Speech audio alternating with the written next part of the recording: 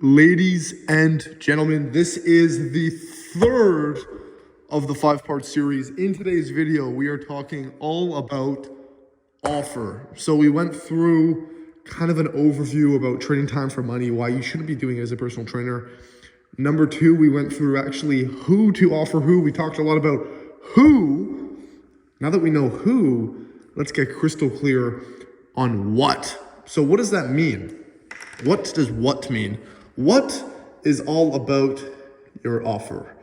So that's what we're going to get crystal clear on, is that specific what, right? So in this video, we're going to be talking about if you're a personal trainer, if you are an in-person personal trainer, if you are potentially even an online personal trainer, this applies to you. How do you get crystal clear on your offer? And how do you perfect the messaging really behind that offer so that you are crystal clear on what you are offering to that specific person, right? So before I really jump into everything, I want to run you guys through something that I find quite interesting. So like I said last time, most people in the space, they focus on tactics. They focus on this Facebook ad strategy here. They focus on this Facebook ad strategy there, and they don't really focus on the who or the what. So if you can perfect these two, you are golden, right? But you may ask, Ashton, how do I perfect my what? How do I make sure that my offer is actually good, right? Because this is important, right? Getting your offer dialed in is important. Of course it's important. Massive companies were built strictly on their offers. If you look at Domino's, for example, they initially gained popularity because they had this deal happening. And it was if I don't deliver it within 30 minutes, it's a full refund. That's what honestly built a lot of Domino's to what it is today. That specific offer, right? So for example, that was Domino's. A lot of other companies were built strictly off of your offer, right? And as a man, as somebody in business, as just anyone kind of in business, sometimes all you have is your offer, right? It kind of comes down to a philosophical thing, because you go to the marketplace, you go to the who, and then at that point, it's just like, okay, what do you want? What are you offering? And then this is where you just say, hey, this is what I do. This is how I do it, right? That's pretty much it. So that's why you need to be really focusing on offer if you can get that dialed in. So let's kind of jump into some of the tactics behind offer. So number one, excuse me, you have to understand what the value equation is behind your offer, right? What is the value equation? The value equation determines the value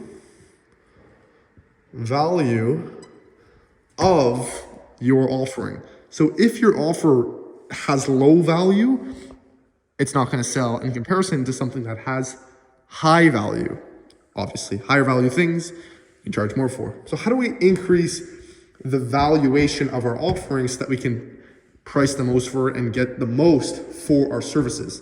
Number one, you have to take into account this specific formula. So what that is the dream outcome. So the dream outcome times the perceived likelihood of achievement, right? That's in the numerator, divided by time times effort and sacrifice.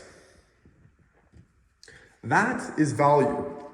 The more value that you can provide is just this. So let's go through this. Let's say your dream, the dream that you're selling, is massive, right? It's massive. And the perceived likelihood of achievement is massive. But it takes you super long. It takes you like a really long time. And it's a lot of effort and sacrifice. That dream and that perceived likelihood of achievement has now lower value. Let's go through another case. Let's say it's the same case, the big dream, the big likelihood of achievement, but now it takes you not a lot of time, not a lot of effort and sacrifice. What happens is this is really big, this is really small, you're left with a big number, right? So you're not dividing it by a lot and you're left with a lot of value. So this is gonna build the basis of your offer. If you can get this to the best point in your offer where you provide the most value, then you are chilling. So how do we use this now to make an offer?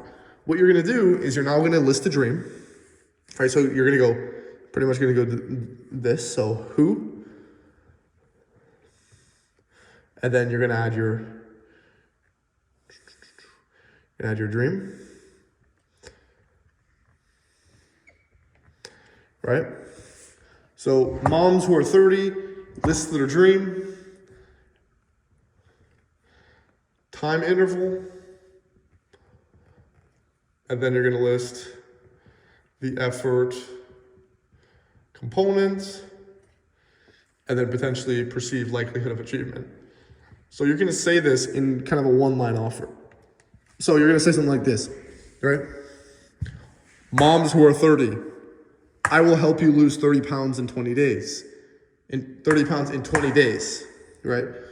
With 5 minutes of working out a day, like my 800 other clients who've done the same thing, right?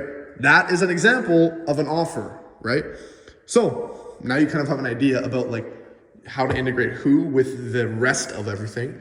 What you're gonna wanna do is you're gonna wanna build your own one-liner offer. Again though, some of the stuff in this formula you're not gonna just use in your headlining. Like perceived, you can kind of like play with that. Like I wouldn't really put that in there like straight up. I wouldn't be like, hey, like I wouldn't add that specifically in the headline, but I would do something like this. Moms who are 30, I'll help you lose 20 pounds while eating the foods you love in 20 days with 5 minutes of exercise daily. Great offer. Love that, right? That's your offer. That's pretty much it. So what does this mean now? So when you actually increase the value of your offer, make this the best you can possibly make it, something interesting happens. So as you make this better, you now create more value. And in business, what you give, you get in return. And often more in return, right? So what happens is if you give a lot of value, you would get paid in reciprocal to that value. So if I give you a lot of energy, you have to give me energy back. It's kind of just how physics works. So what you're gonna wanna do is you're gonna wanna charge pricing high ticket. You're gonna wanna charge very high ticket for this offer. And when I mean high ticket, you're not gonna charge on a continuity like before. You're not gonna charge a subscription model. You're gonna charge a one-time fee for a X amount, which is that time period that we kind of went through that in our one-line offer. And then you're pretty much just gonna run with it like that. So you have your offer, you help your moms who are 30 lose 20 pounds, et cetera, et cetera, et cetera. You're gonna price high ticket. When I mean high ticket, you're gonna charge anywhere from, for those, let's say 90 days of work. For fitness coaches, that's kind of like the best time. 6 weeks is my favorite time. For those 90 days of work, you're gonna charge anywhere from 800 to 1,500. Get them great results. And then try to, after they pay that, tie them onto a 1 year or 6 month longer commitment for something like, let's say 100 per month, 200 per month after they paid that initial upfront. So that's your offer. So this gives you kind of some idea. You may ask, Ashton, why do you charge high ticket? Why should I charge high ticket? Why don't I just go with everything else that everyone else is doing? Like everyone's charging like, you know, for 6 weeks, maybe like $200, $300. Why would I charge $1,500? That's way more than everyone else is charging. I'm gonna tell you exactly why. Let's say, I'm gonna do the math with you right here. Let's say hypothetically, your services are $100 a month. Let's say your services are $100 per month. If you want to make $1,000 a month, you have to get 10 customers. Right? Pretty simple. You have to get 10 customers if you want to make $1,000 a month, right? It's pretty doable. Now let's say you want to make $10,000 a month. You now have to take on 100 customers, right? And $10,000 a month is not like crazy. Now let's say you want to make $100,000 a month. Big jump. big jump, right? Can you really handle that volume? It's a lot of volume, right?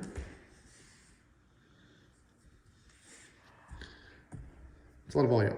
A lot of volume. So what is kind of the difference between this? So if you want to handle 1,000 people, you have to handle 10 people, right? That already is a lot of people.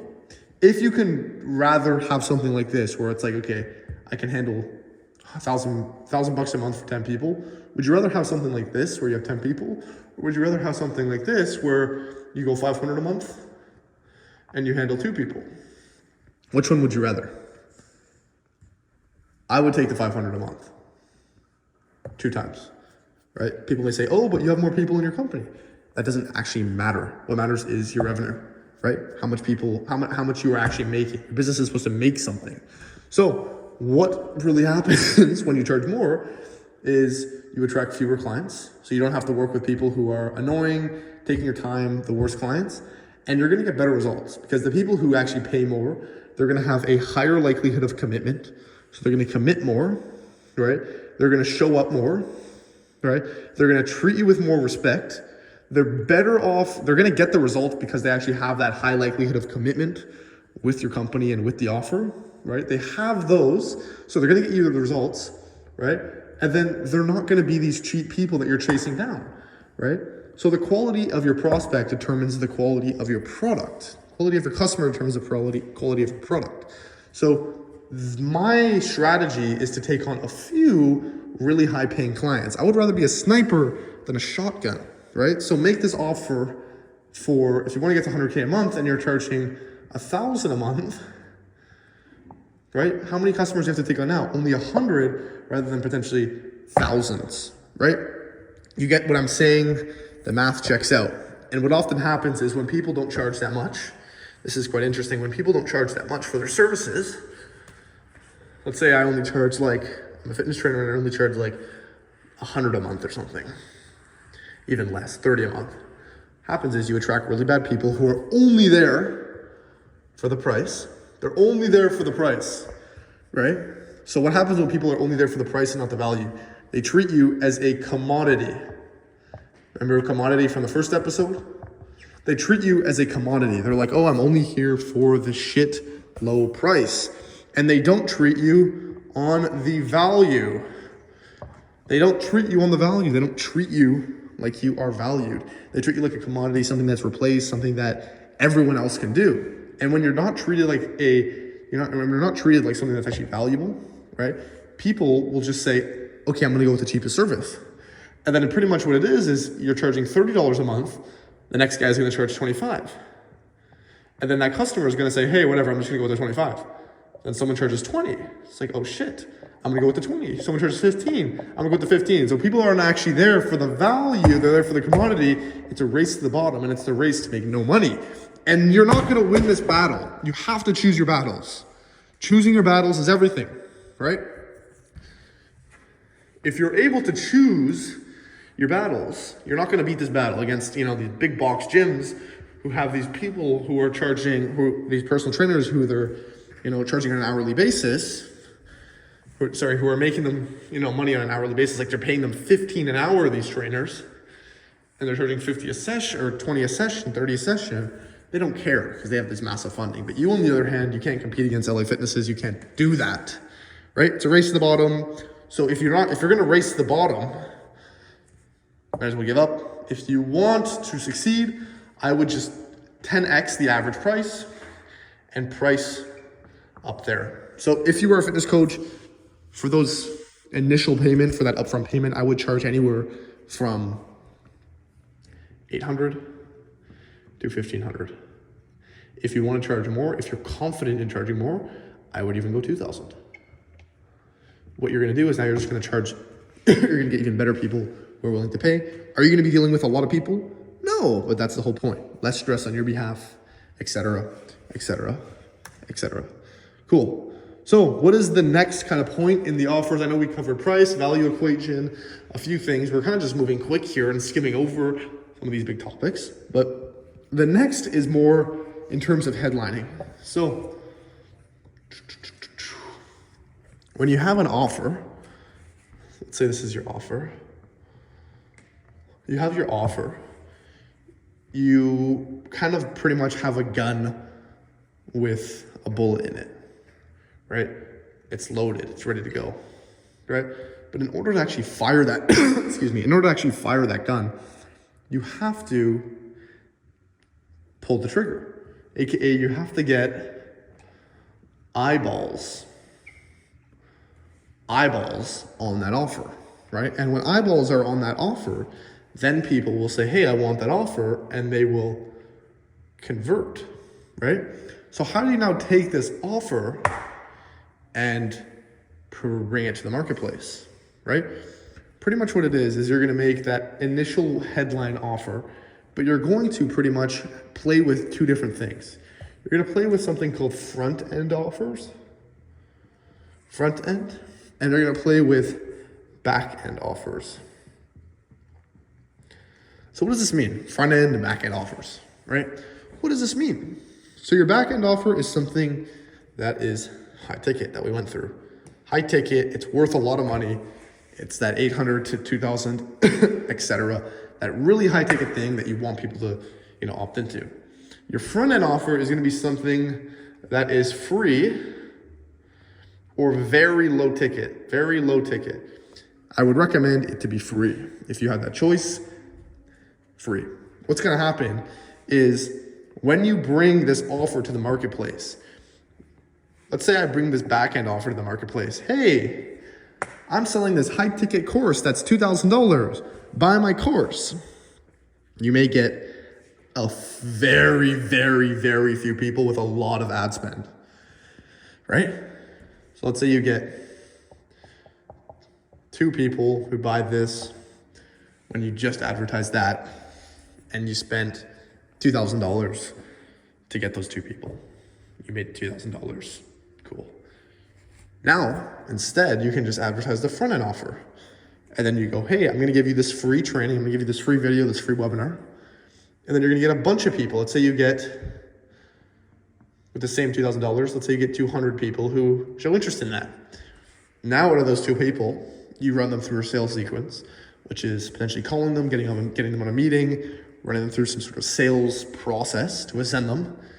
And let's say we take 200 of these people and we convert 15 to 20 of those. So you see how if we started with a better front-end offer, we can ascend more people to the back-end offer, right? Now 15 to 20 of these people at $2,000, 2,000 times 20, do the math. It's not horrible, right? So if you start with the front-end offer, that free thing, you can actually get more people into that back-end offer, right? Instead of just saying, hey, here's my high ticket course.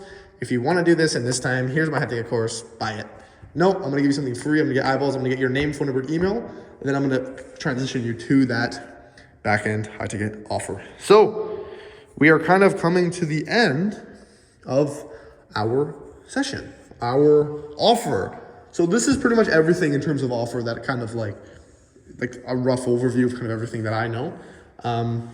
And obviously I know a lot more about specifically how to put together offers and how to launch them. I do that for my clients, but yeah, that is pretty much everything in terms of offer. If you are a fitness coach that wants to put together an offer, that wants to, take their business to the next level, put together an offer that when they get eyeballs on it, that they get tons of people, and actually automate a sales system